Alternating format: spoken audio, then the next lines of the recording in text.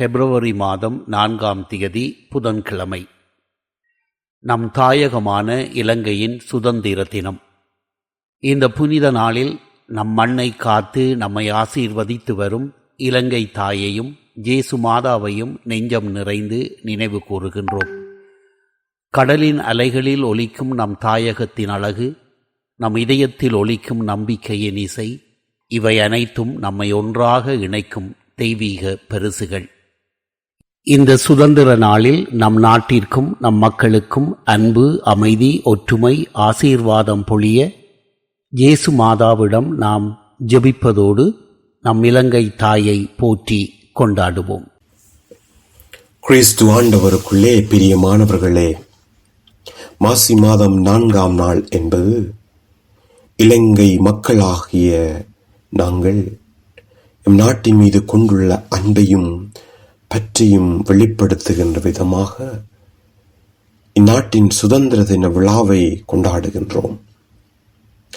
ஆனால் கிறிஸ்தவர்களாகிய நாங்கள் இன்று இலங்கை அன்னைக்கு பெருவிழா எடுத்து மகிழ்கின்றோம்.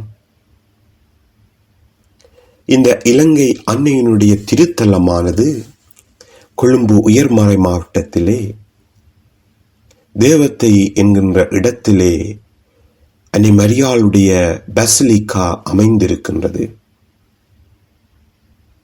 இந்த திருத்தலம் உருவாகிய வரலாறு இலங்கையின் நம்பிக்கை, நன்றியுணர்வு, அன்பு மற்றும் அன்னை மரியாளின் பாதுகாப்பு மீது கொண்ட ஆழ்ந்த பக்தியை பிரதிபலிக்கின்ற ஒரு இடமாக அமைகின்றது.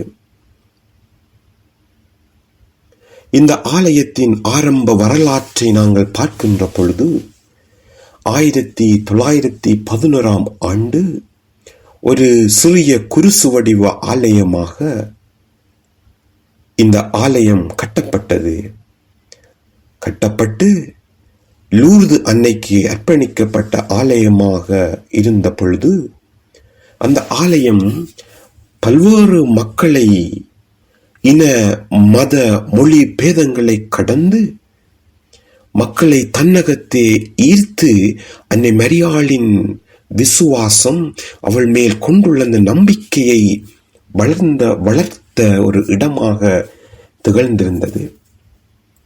அக்காலகட்டத்தில் தான் 2ஆம் உலக மகா யுத்தம், அதாவது 1939ஆம் ஆண்டு தொடக்கம் 1945ஆம் ஆண்டு வரை இடம்பெற்ற அந்த உலக மகா யுத்தத்தில் எம் இலங்கை திருநாடானது பெரும் அச்சுறுத்தல்களை எதிர்கொண்டது. கத்தோலிக்கர்கள் அன்னை மரியாளின் சிறப்பு பாதுகாப்பிற்காக வேண்டுதல் செய்தனர். விசேடமாக அந்நாள் பேராயர், கொழும்பு உயர்மறை மாவட்ட பேராயர் மேசன் ஆண்டகை, இந்த நாடு போரிலிருந்து பாதுகாப்பாக இருந்தால் அன்னை மரியாளுக்கு ஒரு தேசிய ஆலயம் கட்டப்படும் என்கின்ற ஒரு நன்றிக்கடன் மனப்பாங்கை உருவாக்குகின்றார். அதே போல போர் முடிந்தது, நாடும் பாதுகாக்கப்பட்டது. அந்த நன்றிக்கடனை நிறைவேற்றுவதற்காக ஒரு பெரிய தேசிய ஆலயமாக, இலங்கை மக்கள் அனைவரையும் ஒன்று திரட்டுகின்ற ஆலயமாக கட்டும் முயற்சி தொடங்கப்பட்டது. ஆனால் இந்த மகத்தான திட்டத்தை முன்னெடுப்பதற்கு அந்நாள் பேராயர் மேசன் ஆண்டகைக்கு இயலாமல் போகின்றது. ஏனென்று சொன்னால் 1946ஆம் ஆண்டு அவர் இறந்து விடுகின்றார். அதற்கு பின் கொழும்பு உயர்மறை மாவட்டத்தை பொறுப்பேற்ற ஆயர் தோமஸ் பெஞ்சமின் கூரே அமதி ஆண்டகை இந்த பொறுப்பை தன் மீது ஏற்றுக்கொண்டு இந்த ஆலயத்தை மிக பிரம்மாண்டமாக கட்டி அன்னை மரியாளுக்கு அர்ப்பணிக்கின்றார். அன்றைய நாள் திருத்தந்தை 12ஆம் பத்திநாதர் இலங்கை அன்னைக்குரிய ஆலயம் என்று சொல்லி அந்த ஆலயத்தை பிரகடனப்படுத்துவதை நாங்கள் பார்க்கின்றோம். பல ஆண்டுகள் இந்த ஆலயம் ஆனது, அதாவது இந்த பசிலிக்காவானது அமலமரி தியாகிகள் துறவிகளின் மேற்பார்வையின் கீழ் பல நம்பிக்கையை, விசுவாசத்தை கட்டியெழுப்புகின்ற ஒரு இடமாக, அனைத்து மக்களையும் ஒன்று சேர்க்கின்ற ஒரு இடமாக அமைந்திருந்தது என்பது வரலாறு எங்களுக்கு சொல்லித் தருகின்ற பாடம். ஆகவே பிரியமானவர்களே, இந்த அன்னையினுடைய திருத்தலத்தை நாங்கள் நாடுகின்ற பொழுது அந்த அன்னையிடம் நாங்கள் தொடர்ந்து மன்றாடுவோம்.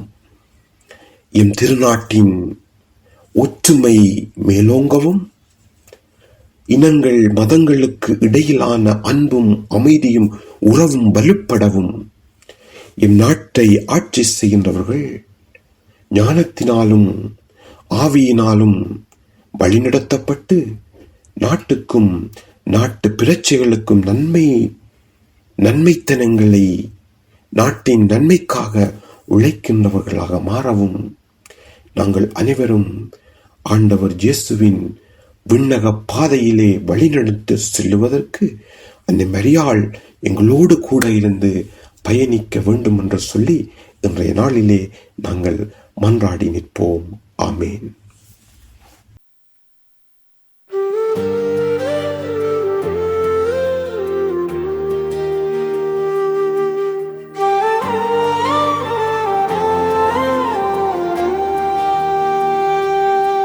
இலங்கை தாயே, எங்கள் உயிரின் முதல் ஜெபமே, இலந்தை காற்றில் உன்னரு மனம் நெஞ்சை நனைக்கும் நேரமே, கடலின் அலைகள் கூட உன் பெயரை பாடும் தாளமே, புனித மண்ணில் பிறந்தோம் என்பதே எங்கள் பெருமையே.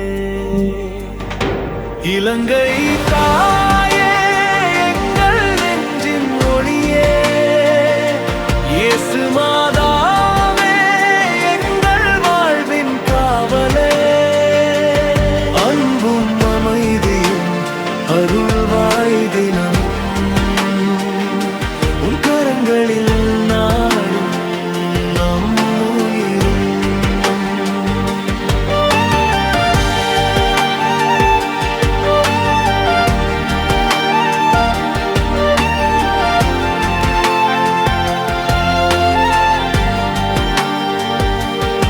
இயேசு மாதாவே, எங்கள் நாட்டின் நித்திய காவலே, இருள் வந்தாலும் நீயே எங்கள் ஒளியின் வழிகாட்டியே, சிலுவையின் நிழலில் நிம்மதி தரும் தாயருடே,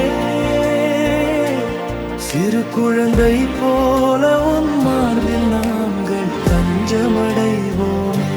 இலங்கை தாயே, எங்கள் நெஞ்சின் ஒளியே, இயேசு மாதாவே, எங்கள் வாழ்வின் காவலே, அன்பும் அமைதியும் அருள்வாய் தினமும் உன் கரங்களில் நம் நாடும் நம் உயிரும்.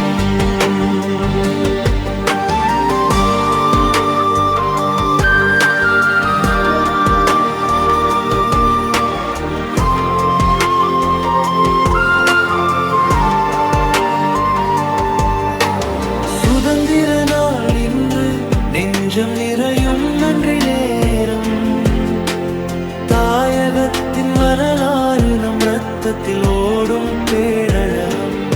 இலங்கை தாயே, உன் ஆசீர்வாதம் எங்கள் வாழ்வின் சேரம், உன் மண்ணில் பிறந்தோம் என்பதே எங்கள் நெஞ்சின் பேரின்பம். இலங்கை